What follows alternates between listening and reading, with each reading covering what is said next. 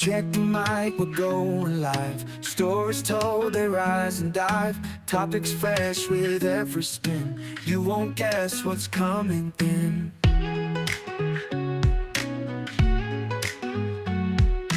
Every week a new surprise. Minds awake, never lies. Conversations bold and free. Tune in now, just wait and see. This podcast is uncalled for.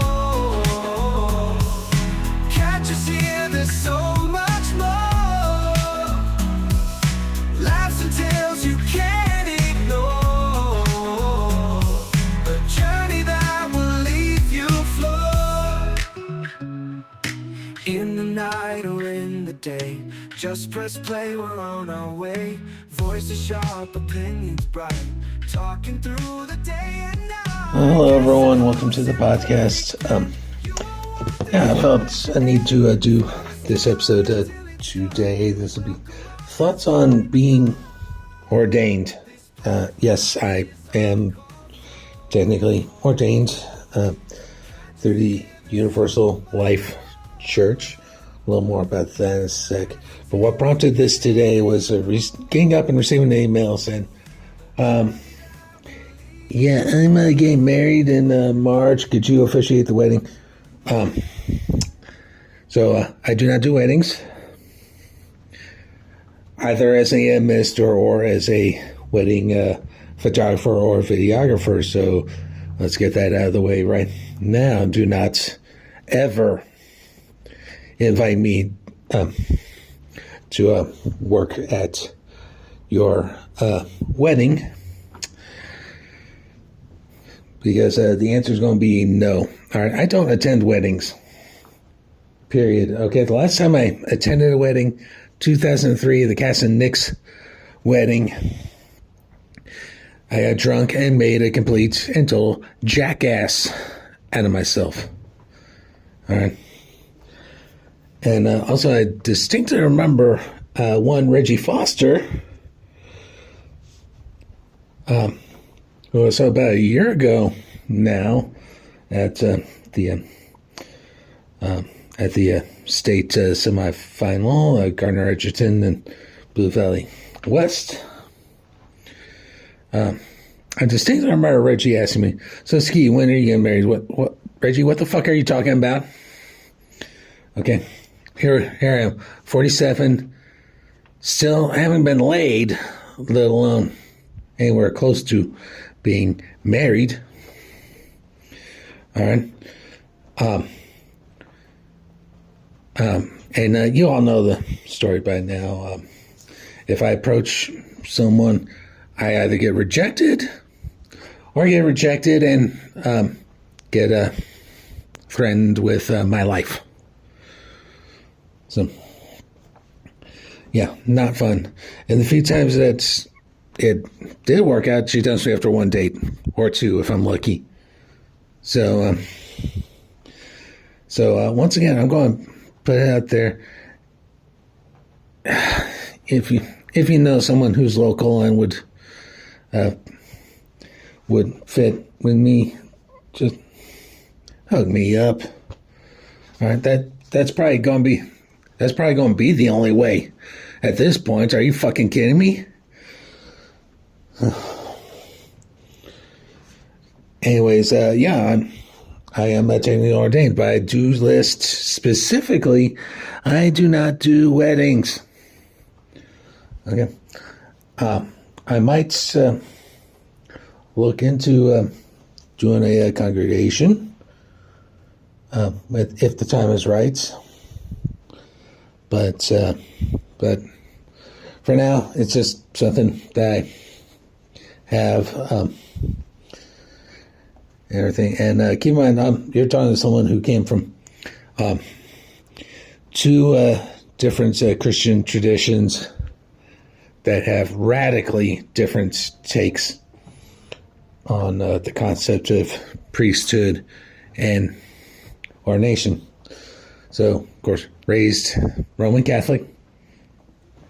Catholics treat the priesthood as a full-time job. All right, you get hired as a priest, you commit yourself to a life of celibacy. Not involuntary, but celibacy.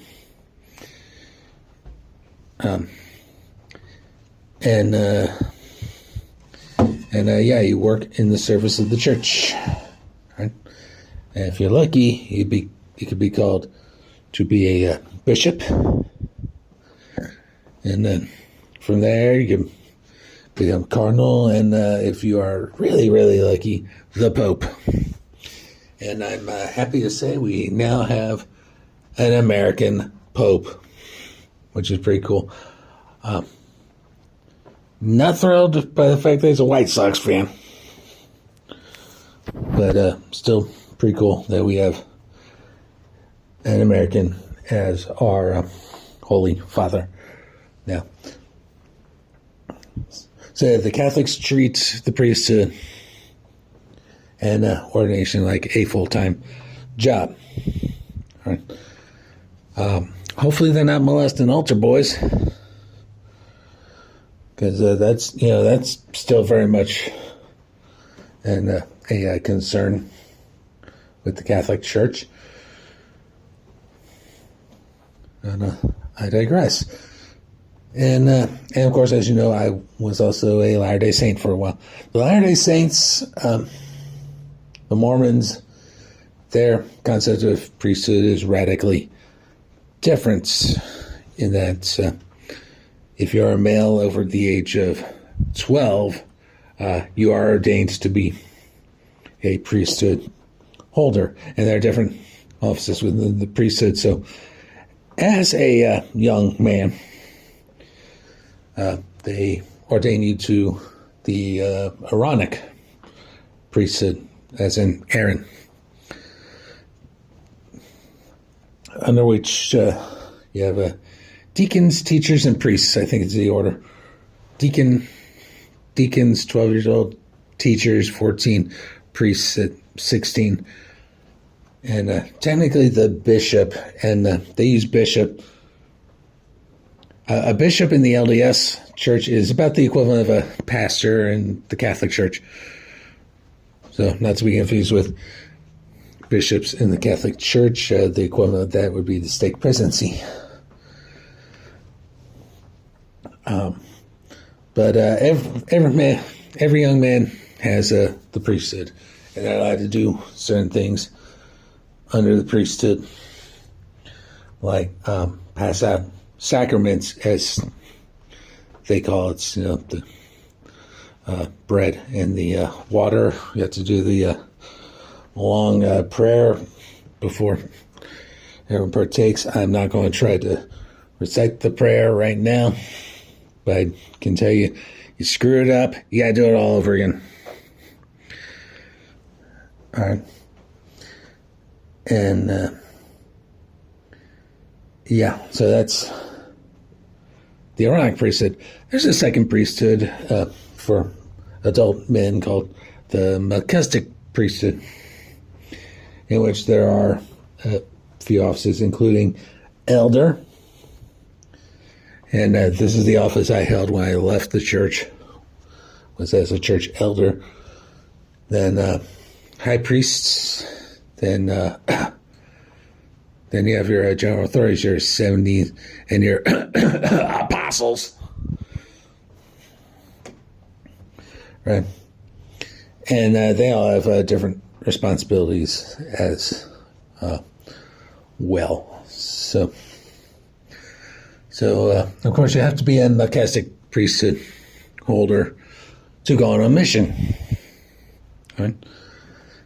And in order to go on a mission, I never went through the process, but I assume going through the temple is part of it. That's a different level of, that's a different kind of priesthood authority right there. Going on a mission, that's another exercise of the priesthood as well. But needless to say, I've been ordained before I approached the Universal Life Church, and yeah, it's all right. That's all right. But the Universal Life Church, this is the church that anyone in theory could be ordained. All right. So technically, Universal Life Church Monastery is the entity now. So I'll go and read the Wikipedia for this. So the ULC Monastery is a multi-religious interfaith ministry that is an online ordination program which allows individuals to preside over weddings, baptisms, and funerals in the United States, depending on the state and county laws. And currently they claim over 20 million ministers. So if you're listening to this, you may yourself be a minister. The monastery was founded in 1977 as an offshoot of the Universal Life Church. The church first established a website that allows individuals to apply for ordination in 95. And they formally split from the original church in 2006 following financial and legal disputes between the two bodies. The monastery then began ordaining ministers through their own website.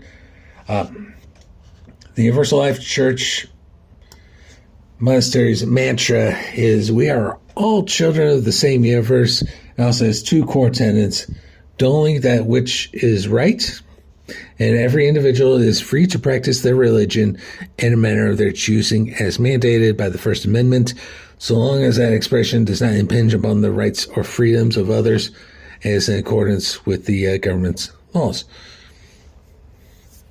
All right, that's a pretty cool, pretty straightforward stuff. Now, of course, there have been some famous people who have been ordained in this church. I'll just point out a few of them, but there's a full list of ministers in the Universal Life Church that you can find on Wikipedia. So one that's really interesting to me, because I just talked about Mormonism, is Glenn Beck, Glenny himself. Which is funny to me because Glenn is a Latter-day Saint. So he has that priesthood authority. Sir Richard Branson is a minister in the church. David Byrne of the Talking Heads. Stephen Colbert has an interesting nation. Bryan Cranston, the actor, is a minister, as is Benedict Cumberbatch and Tony Danza. Guy Fieri is a minister. Kathy Griffin is a minister. Tom Hanks, a fellow Villa fan. The late George Harrison of the Beatles is one. So,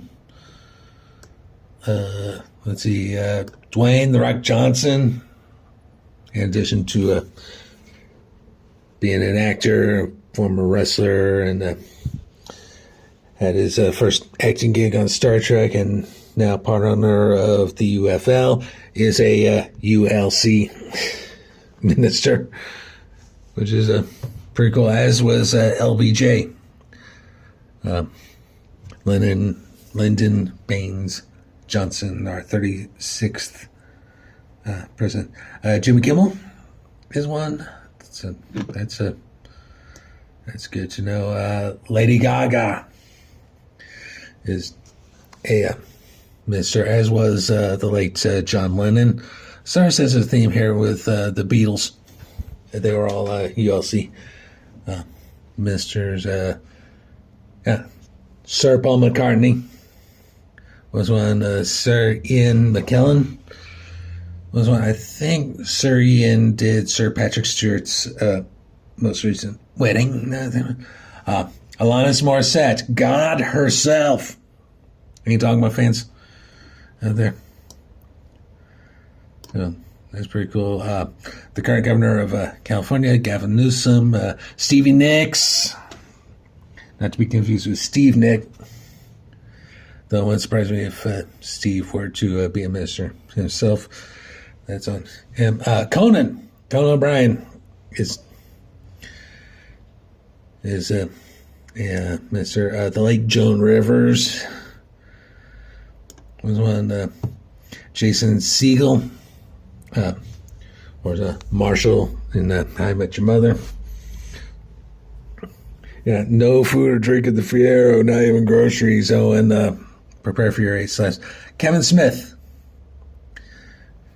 is a minister, and the other living, the last Beatle that we didn't mention, Sir Ringo Starr, is a minister. George Takei is a minister as well, and this one's interesting too. Vanilla Ice, Ice Baby. So, and I know I'm technically a minister too, but don't ask me to do weddings. Okay, I have no business being at weddings. All right, unless it's my own, and we all know that will probably never happen, unfortunately. So don't ask me to shoot your wedding. Don't ask me to officiate your wedding. Don't even ask me to attend, because it's going to be no all the time. And with all that out of the way, let's go ahead and end this portion of the podcast. So I want to thank y'all once again for listening, and we will talk soon.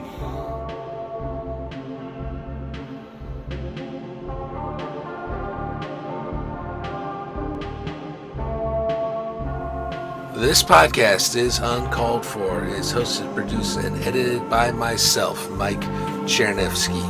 Our opening music is This Podcast is Uncalled For theme, made at suno.com, suno.com. And our outro music for this episode is Pretty and Invisible by Mon Plaisir, licensed under Creative Commons CC 0 1.0 Universal License, and you can find this music at freemusicarchive.org. Please support the podcast and purchase our exclusive Uncalled For merchandise. T-shirts, sweatshirts, mugs, stickers, and so much more. Go to www.cafepress.com/uncalledforpod. Thank you so much for listening. We will see you next time.